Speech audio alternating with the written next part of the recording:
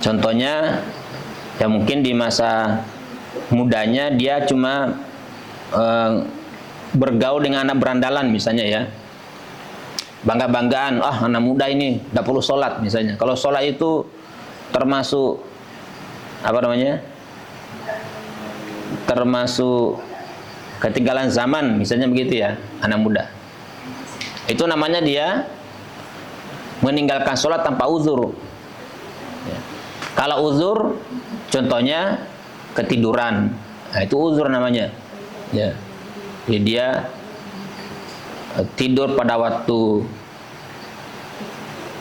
jam 4 pagi, kemudian belum sholat subuh itu jam 4 pagi, tidur nyenyak, bangun-bangun asar gitu. Ya. Itu namanya dia ketiduran atau tidak sengaja meninggalkan sholatnya. Tentu dengan sebelum dia tidur, sebelum asar itu dia niat, ya saya ini tidur dulu nih, tapi insya Allah saya bangun sholat subuh. Ya. Ternyata nggak bangun-bangun karena kelelahan atau penyebab lainnya. Bangun-bangun asar itu banyak banget ya, dilewati subuh, kemudian duhur. Orang yang seperti ini namanya meninggalkan sholat dengan uzur.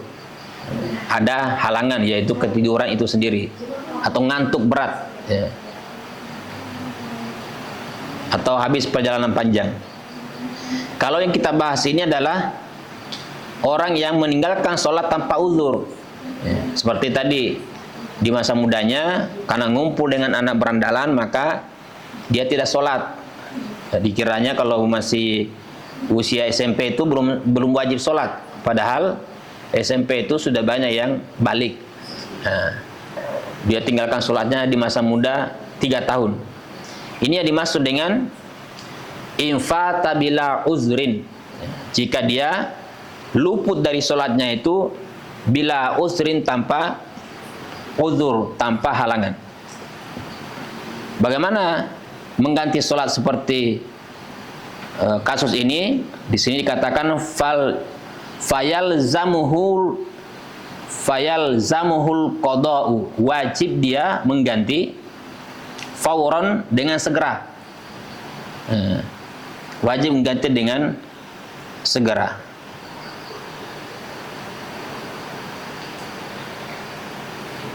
Kemudian berkata Syekh Ahmad Zainuddin, qala syaikhuna, berkata guru kami.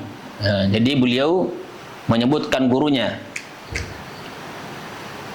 Siapa gurunya? Ahmad Ibnu Hajar. Ahmad Ibnu Hajar. Yang dimaksud Ibnu Hajar di sini adalah Ibnu Hajar Al-Haytami, bukan Ibnu Hajar Al-Asqalani ya. Karena keduanya adalah ulama dalam mazhab Syafi'i. Yang dimaksudkan oleh Syekh Zainuddin Al-Malibari ini adalah Ahmad Ibnu Hajar Al-Haytami rahimahullahu ta'ala. Mudah-mudahan Allah subhanahu wa ta'ala merahmatinya. Mudah-mudahan Allah yang maha tinggi merahmati gurunya. Dia mengatakan, walladzi yazhar, yang jelas kata beliau, annahu, bahwasanya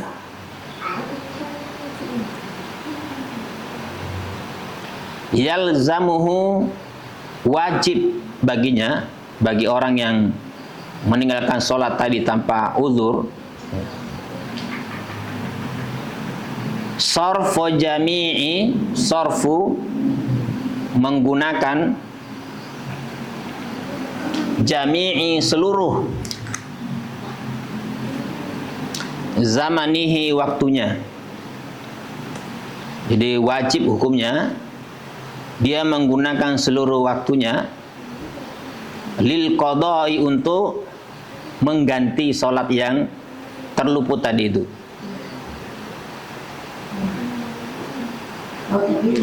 Ma ada selain ma yahtaju, apa yang dia selain ma di sini artinya waktu yang yahtaju, yang dia butuhkan.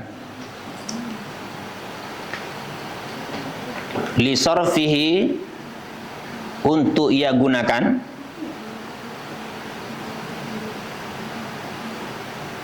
fima, pada apa yang la budda minhu, yang wajib baginya. Yang wajib baginya itu maksudnya untuk kebutuhannya dia. Misalnya kan sebagai seseorang yang hidup, tentu dia perlu waktu untuk mencari rezeki.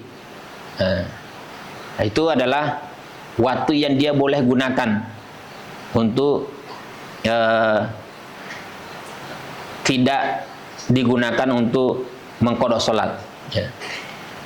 Dia butuh waktu untuk mencari rezeki, termasuk dia butuh waktu untuk makan, minum, ya.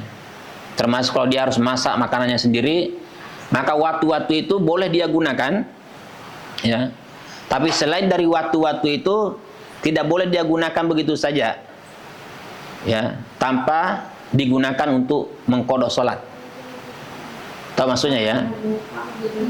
Jadi misalnya dalam sehari semalam nih, ya, ada orang dia tidak sholat di masa mudanya selama 3 tahun, gitu kan?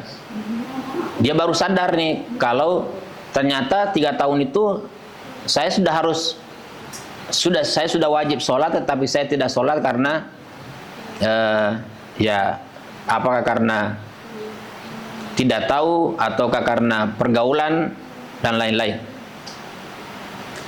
Nah, pada waktu saat ini dia harus segera mengganti sholatnya selama 3 tahun itu.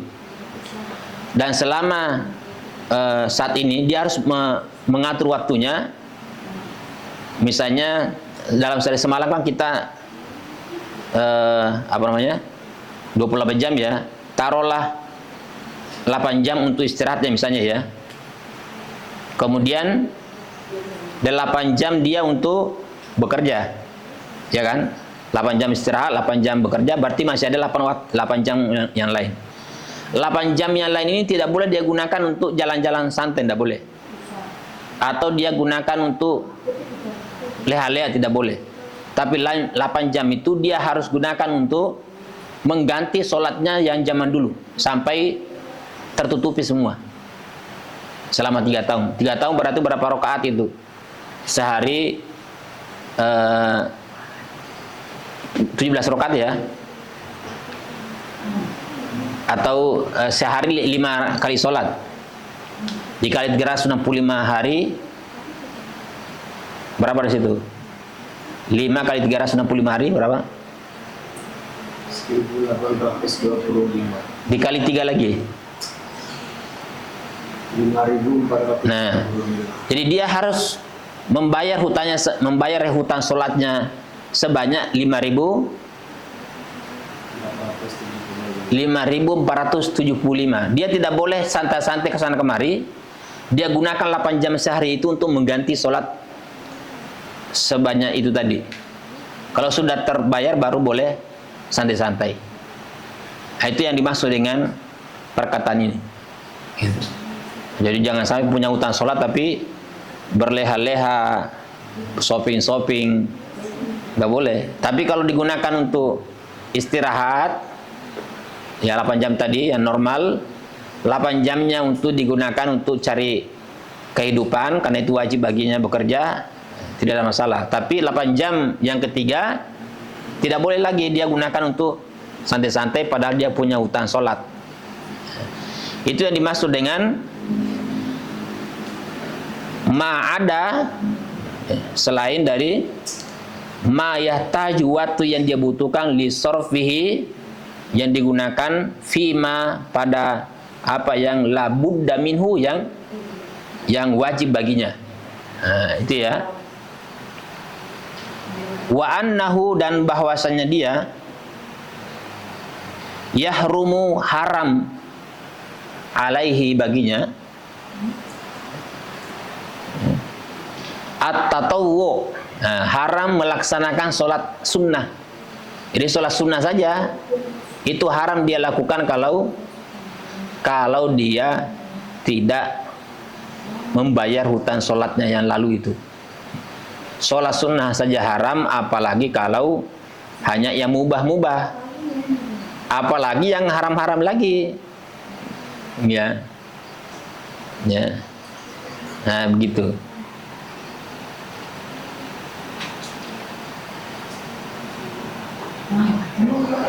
Jadi saya ulangi,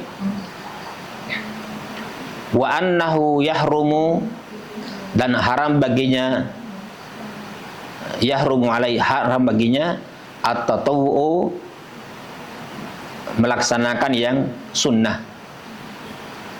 Wa yubadiru bihi, dan segera baginya nadaban, wa yubadiru, dan segera baginya nadaban sunnah. Jadi maksudnya itu begini, ya. Dia disunnahkan bersegera. Bersegera apa? Mengganti sholat yang lewat, in jika fata, sholat yang luput tadi, yang tertinggal tadi itu, bi uzrin, tertinggalnya dengan uzur, terlewat sholat wajibnya karena ada halangan, ya. Seperti kanaumin, seperti dia tertidur. Lam yata'adda bihi, yang tertidurnya tidak melampaui batas atau tidak ceroboh. Wa nisyanin kadzalik, demikian pula karena dia lupa. Nah, orang yang seperti ini mengganti sholat yang luput karena uzur, hukumnya sunnah disegerakan, bukan lagi wajib. Kalau yang tadi meninggalkan sholat karena sengaja, seperti di masa lalu sampai 3 tahun begitu, maka wajib disegerakan untuk diganti. Tetapi jika dia meninggalkan sholat karena tidak sengaja, seperti tertidur tadi, itu namanya dengan uzur, maka sunnah disegerakan. Jadi bukan wajib disegerakan, tapi sunnah disegerakan. Itu maksud dari pernyataan ini, yaitu wa yubadiru bihi nadaman. Wa yubadiru, bersegera, bihi, dengannya, nadaban, sunnah. Maksudnya adalah sunnah menyegerakan sholat qada itu, infata, jika sholat yang terluput itu biusrin, dengan uzur, ya, seperti tertidur yang tidak melampaui batas, ya, ta'adda, dan lupa, gitu ya. Kemudian masuk permasalahan berikutnya, wa yusannu tartibuhu, wa yusannu, dan disunnahkan, tartibuhu, dilaksanakan secara tertib, ya. Jadi tidak wajib berurutan, tetapi disunnahkan berurutan, ya. Di sini katakan ai, yaitu al-faiti fayaqdi subha qabla zuhri. Jadi sholat yang tertinggal tadi, ya, itu sunnah dikodok secara tertib, seperti melaksanakan sholat subuh dulu, baru sholat subuh sebelum zuhur.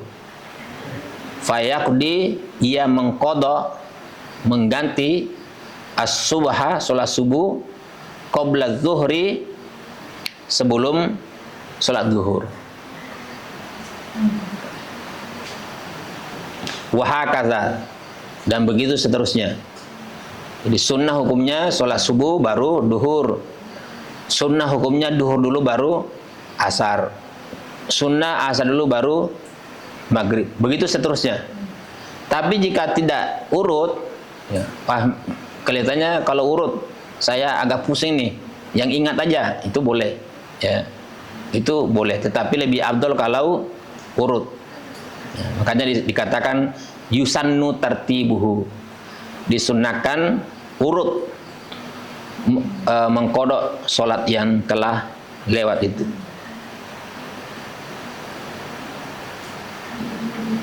Kemudian wa taqdimuhu ala hadiratin, dan disunnahkan mendahulukan, wa taqdimu mendahulukan solat yang qada tadi, ya. Jadi sunnahkan mendahulukan solat yang diqada ala hadiratin, atas solat yang saat ini dilakukan. La yakhafu fautaha. Kalau dia tidak khawatir waktunya itu terlewat. Contohnya, kalau Anda sholat asar, ya, ini waktunya asar kan jam 3 sampai jam 5.30, ya. Nah, kalau Anda masih ada waktu antara jam 3 sampai jam 5, berarti kan waktu untuk sholat asar masih ada setengah jam lagi, masih panjang. Kalau masih antara jam 3 sampai jam 5, maka disunahkan jangan sholat asarnya dulu yang dilakukan, tetapi sholat qada yang Anda lewatkan dulu, ya. Setelah itu baru sholat yang saat itu, yaitu sholat asarnya itu, hari itu, saat itu. Tetapi di sini katakan la yakhafu fautaha, jika dia tidak khawatir terlewat waktu asar. Kalau waktu asar tinggal sedikit, misalnya ini sudah jam 5 lewat 15 nih. Wah, ini waktu asar tinggal sedikit. Kalau saya mengkodok dulu, nanti waktu asar masuk waktu maghrib ini. Kalau seperti itu nanti terlewat waktu asar ke maghrib. Itu tidak dibolehkan. Oleh karena itu, kalau kondisinya seperti itu, khawatir lewat waktu asar ke maghrib, maka dia mendahulukan waktu asarnya itu dulu, baru qada. Nah, sampai di situ paham, ya? Saya ulangi sekali lagi, jangan sampai ada yang belum paham. Jadi dianjurkan, ini pun juga sunnah bukan wajib, ya. Dianjurkan kalau Anda di waktu asarnya masih panjang, misalnya Anda sholat asar 3:30 lah, ya. Ini masih 3:30 nih, waktu asar masih panjang. Nah, disunnahkan bukan sholat asar saat itu yang Anda kerjakan, tetapi sholat yang Anda tinggalkan yang sebelumnya. Entah itu sholat maghrib, sholat subuh, sholat duhur, atau sholat asar. Yang penting itu adalah sholat yang terlewatkan di masa lalu. Itu dulu yang harus diganti, ya. Tetapi kalau waktu asar sudah mau habis, sudah mau masuk ke waktu maghrib, maka yang harus dikerjakan dulu adalah sholat asarnya, kemudian baru Anda mengkodok sholat yang terlewatkan.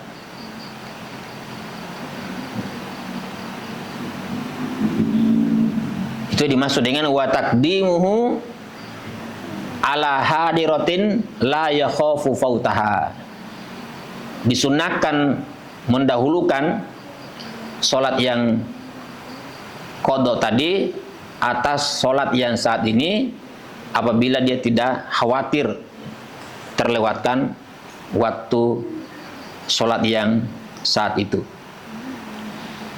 Infata bi uzrin, apabila sholatnya itu terlewatkan dengan sengaja, dengan ada uzur, bukan sengaja, dengan uzur. Infata, jika sholatnya terlewatkan, fata itu maksudnya luput, ya, terlewatkan. Bi uzrin, dengan sebab uzur. Wa in khosya, walaupun ia khawatir, orang tersebut khawatir, fauta jama'atiha, dia khawatir kehilangan sholat berjamaah atau terlewatkan sholat berjamaahnya.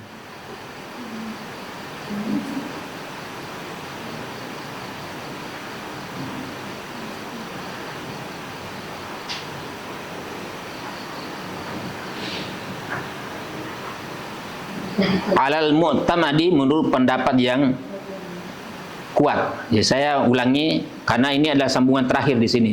Ya, titik di situ. Ya. Di sini kan tadi masih sambungan, ya. Masih sambungan dari wa taqdimu ala hadiratin.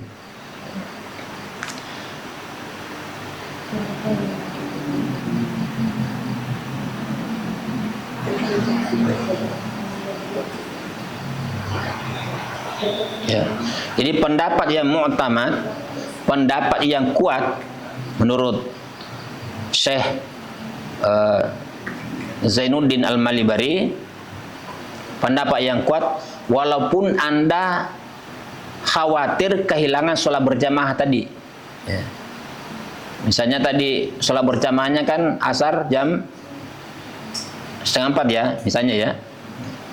Walaupun Anda khawatir kehilangan sholat berjamaah, tetap disunnahkan mendahulukan sholat yang terlewatkan tadi. Dan ini pendapat yang mu'tamad. Di situ kata alal mu'tamadi, di situ titik di situ. Ya. Ya. Jadi saya ulangi, berdasarkan pendapat yang mu'tamad atau yang kuat,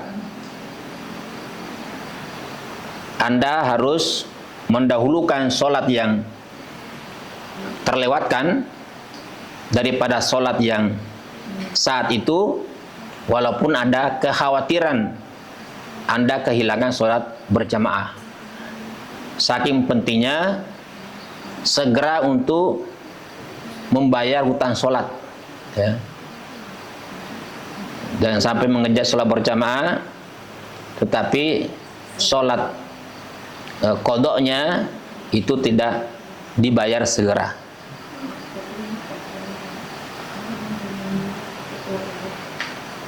Kemudian wa idza fata bila uzrin, wa idza fata, dan apabila sholat tersebut fata, terlewatkan, bila uzrin, dengan tanpa uzur, tanpa halangan, fayajibu taqdimuhu alaiha, yajibu, maka wajib, takdimuhu, mendahulukannya, mendahulukan untuk mengerjakan alaiha, atas sholat qada itu. Wa idza fata, saya ulangi, wa idza fata bila usrin, apabila sholat tersebut luput atau tertinggal tanpa uzur, ya. Tanpa uzur berarti seperti ketiduran, ya. Ketiduran dan sejenisnya, terlupa. Fayajibu taqdimuhu, maka dia wajib mendahulukan, fayajibu taqdimuhu alaiha, maka dia wajib mendahulukan mengerjakan sholat qada dengan mengakhirkan sholat yang saat itu dilakukan, sholat yang hadir. Amma adapun iza khofa, jika dia khawatir fautal hadirati, jika dia khawatir terlewat sholat yang saat itu dia lakukan,